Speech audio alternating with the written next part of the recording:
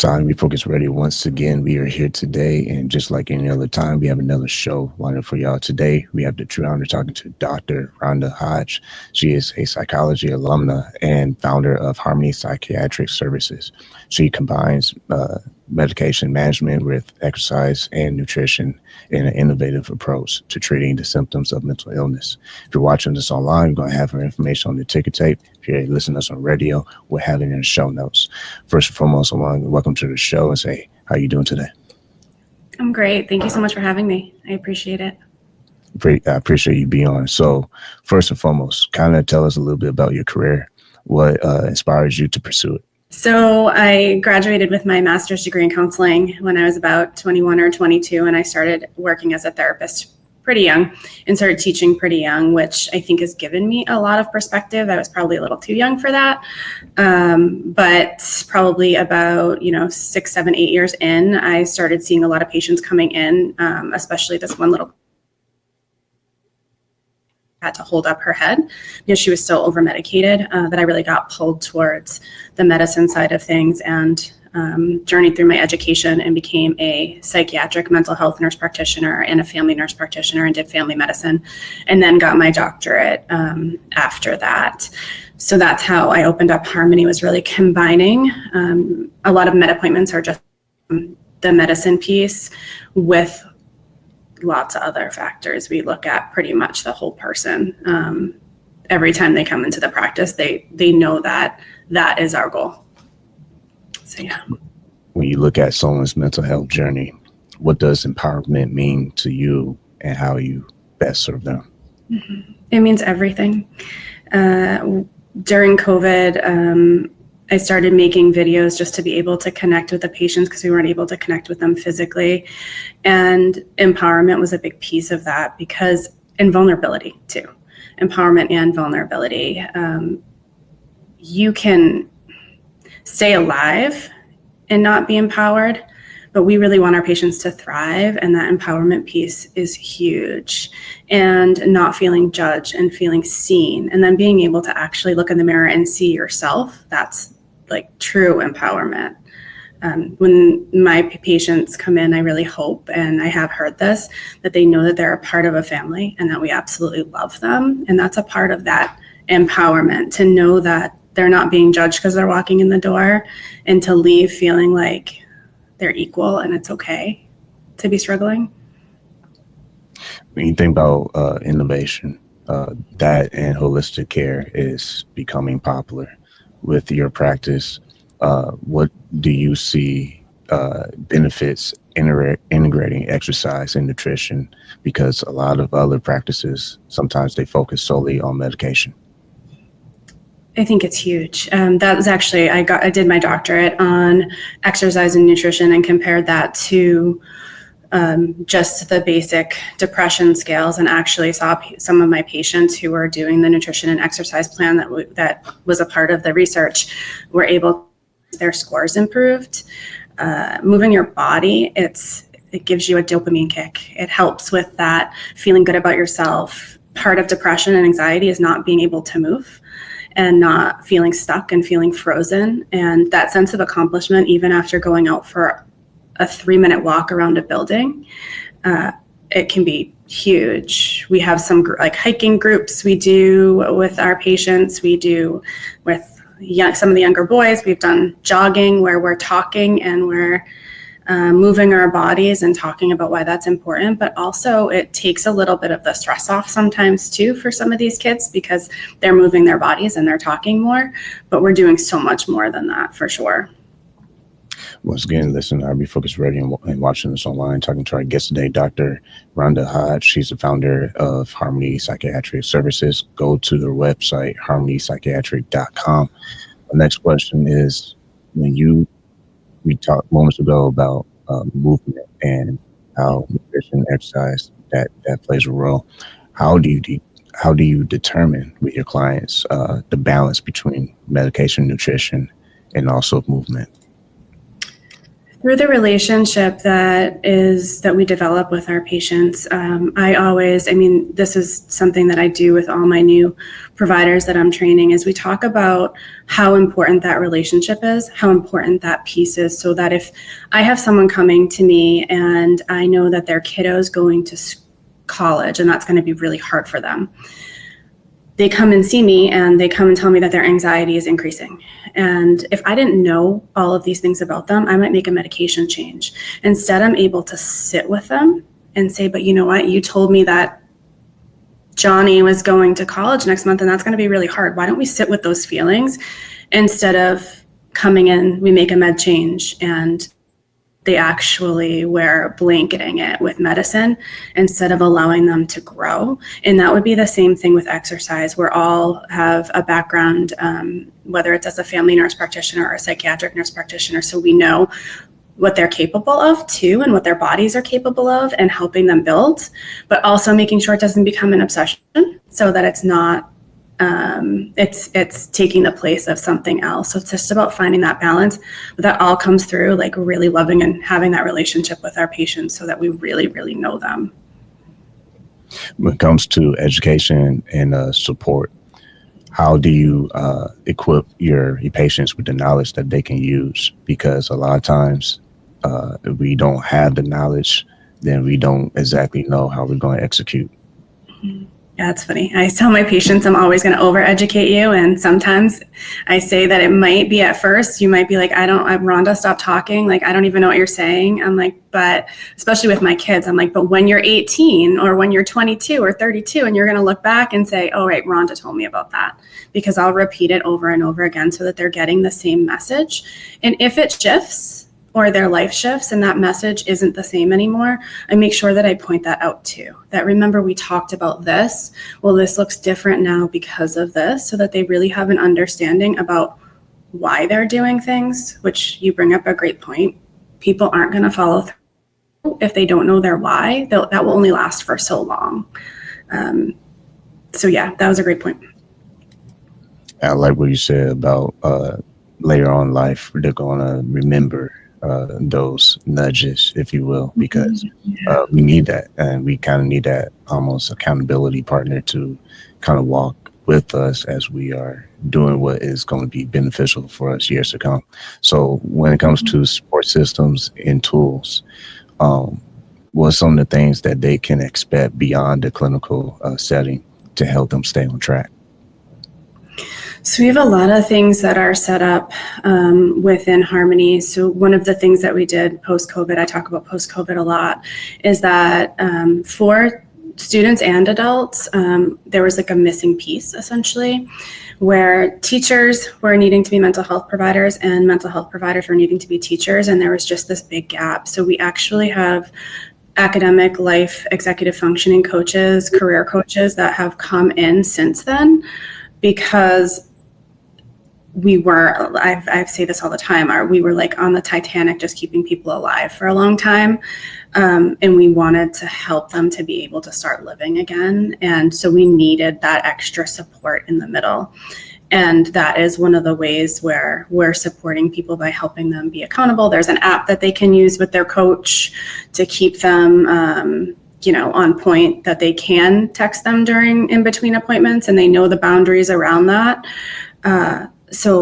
And you're right, like that accountability piece is huge, especially when you're trying to combat something as heavy as like depression. And sometimes people, like you said earlier, they don't move.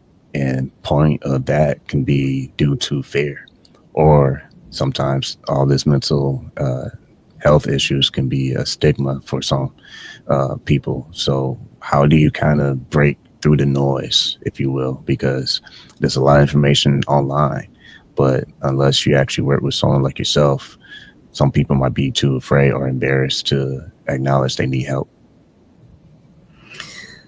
Luckily, that is one of the things that I think has been helpful since COVID, is that people are getting help, and that has been pretty huge. I think it's really through love, and again through the relationship piece, is for people that aren't at Harmony to know that there are other providers out there that are doing this because they want to kind of walk with you on this journey. And that if you do find somebody, it takes a lot just to make that first phone call. If you don't find that person that you connect with as a therapist, it's okay. It's okay to walk away. Don't feel guilty about it. Don't feel bad. Move on. Like, we're used to sometimes, like, not everybody's going to click. Just not giving up on yourself, and knowing that at the end, once you're feeling better, you'll be able to find that love for yourself that maybe you're not feeling in the moment. If someone's listening to us and watching us online and they feel hesitant to speak up for themselves, maybe it's for whatever reason, what would you say to them based on your experience with other clients that will encourage them to take that step, even if they feel like, I don't know what's going to happen next? Because that's a legit question to have. Yeah, and that's our job, to be the person on the other line that tells you what to expect.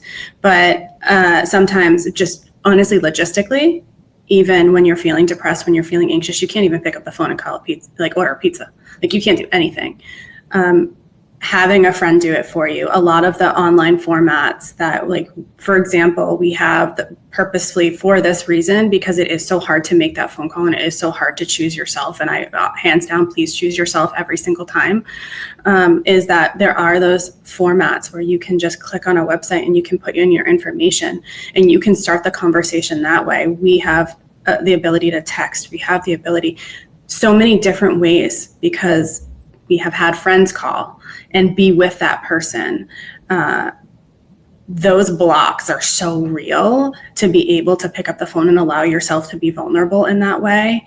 There are so many ways to be able to figure that out. Just choose one, almost like when you're about to do something that's really, really scary, the top of a roller coaster, and you're about to go down, but you hold your breath. Just do it. Just really take a chance on yourself, because it's so, so worth it. I have seen people who have come to me in some of the darkest places, and I'm probably gonna start crying. It's really so cool to be able to watch them hold their head up and know that they made it, and say, oh my gosh, do you remember when I started seeing you 7 years ago and all of these things were going on? I couldn't imagine feeling this way now. Once again, listen, I'll be focused ready on watching us online, talking to our guest today, Dr. Rhonda Hodge, founder of Harmony Psychiatric Services. Go to their website, harmonypsychiatric.com. And speaking of dark places, that's a real feeling experience that a lot of people have to battle day in, day out. When you look at innovation in the future of what your team is doing, what excites you, and what's some of the things that you hope will be not just benefit for your practice, but for people who are seeking additional help? I would say one of the neatest things that I brought to the practice is TMS, and I didn't really know too much. So it has been around for a long time, but it's being used a lot more, and it's a non-pharmacological way to treat chronic depression and other things, OCD, anxiety, but mostly it's like treatment-resistant depression. And I was reluctant. I was nervous. I didn't totally understand the science behind it. Now I do, but I didn't really then. But I knew that I needed to do something, because people just weren't getting better after COVID, just with medication and all of these different things that we were trying. I brought it to the practice, and when I tell you, I want to hand it out like candy, because I've seen people that I've been seeing since, I told you I started when I was like 21. I have one person I've been seeing for that long, and she was 19, who now feels joy, who doesn't have those suicidal thoughts every day anymore, who is feeling like she might still need the medication, not at the dosages she did, but it's unbelievable. I've seen people that have started to take steps forward in their life where they felt stuck. They couldn't change jobs. They couldn't leave poor relationships. They couldn't set boundaries. And it's like they're alive again. And I feel like there are going to be so many more treatments. And there are that are, that everybody's talking about, psilocybin and all of those different things, psilocybin. And I just feel like there's a lot of really good things on the way. Technology is something that has been a hot topic and across many different industries. When it comes to your field, what do you see could be happening in the next 5 to 10 years with all the technology booming that we're seeing currently? Are you talking about AI? Yeah.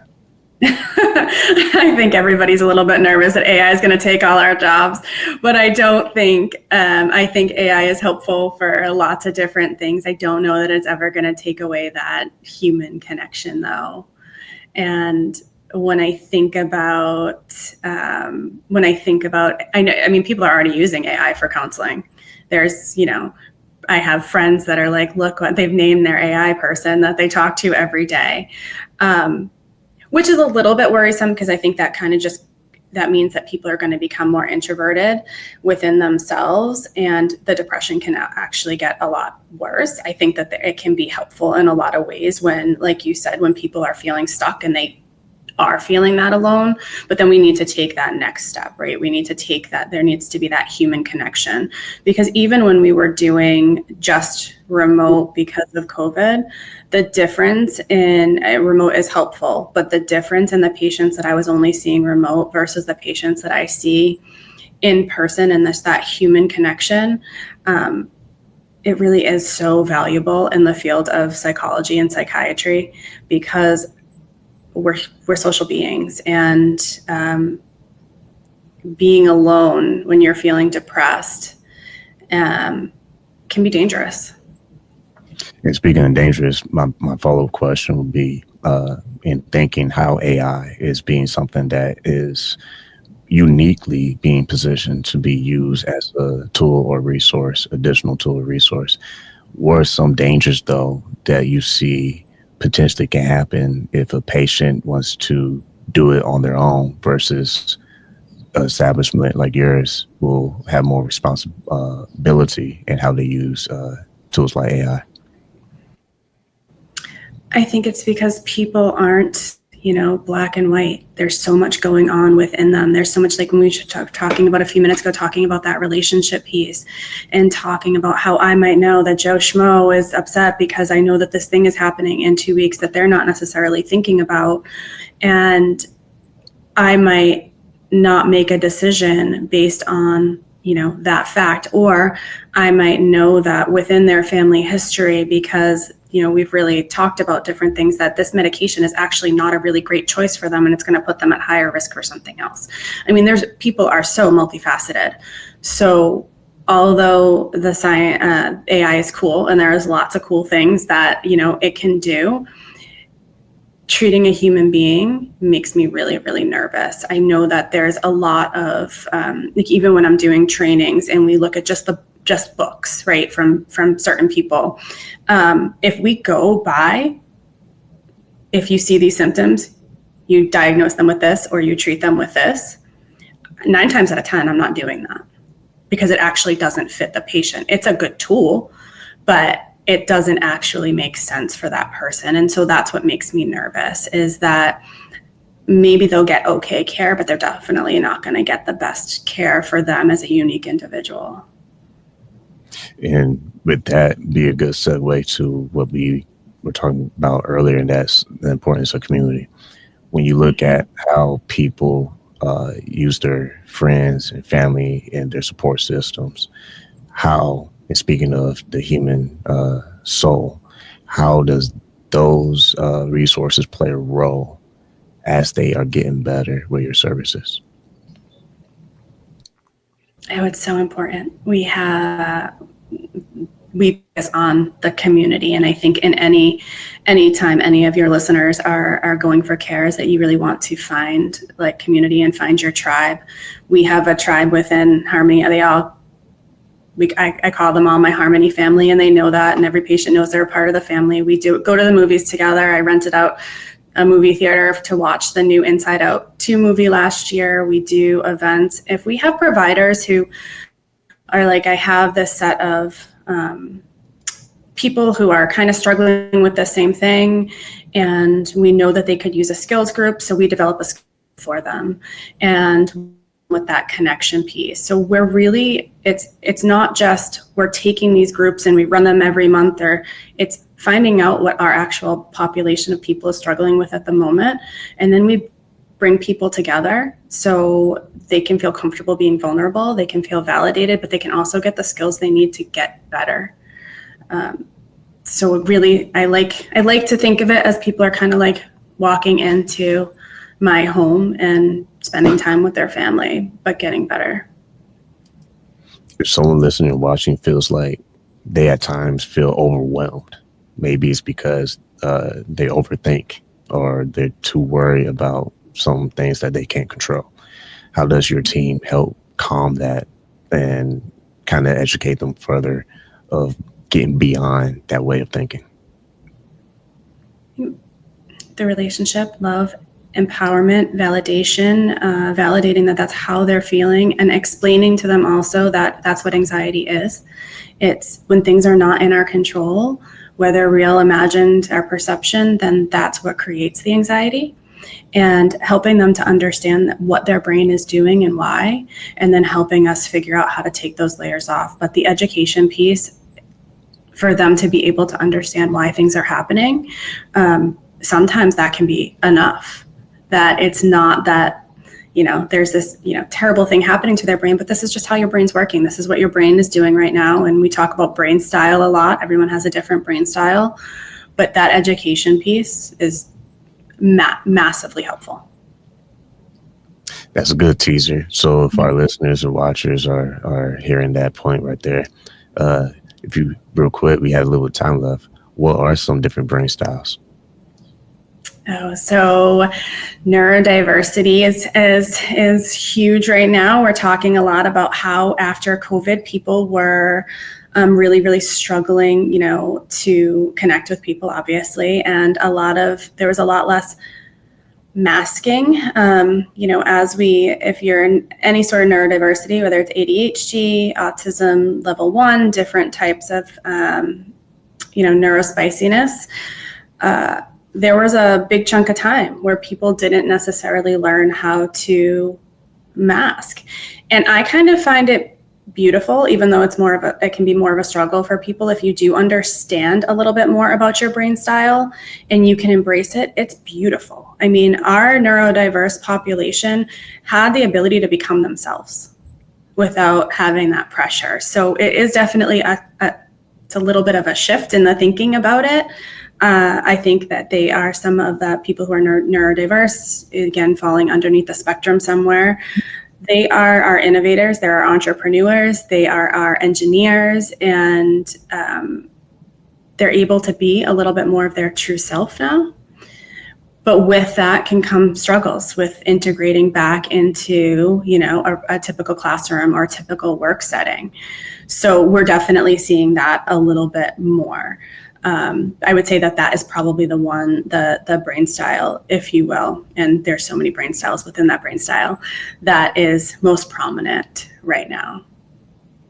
Once again, listen on Refocused Radio and watching us online, talking to our guest today, Dr. Rhonda Hodge, founder of Harmony Psychiatric Services. Go to their website, harmonypsychiatric.com. My last question for you before we take off is, if you could leave one thought or just leave something that's one truth about mental health to our audience, what would that be? That's a good question. I'd probably say lean into yourself. And if you need support in leaning into yourself, grab it, hold it, embrace it. There are people there that are going to love on you and help you to become your truest self. A lot of mental health has to do with us not feeling comfortable within our own skin and being ourselves and embracing ourselves. So I would say it's probably lean into yourself. Like I always want to say to our guest, Dr. Rhonda Hodge, thank you for your time. Thank you so much. I appreciate it.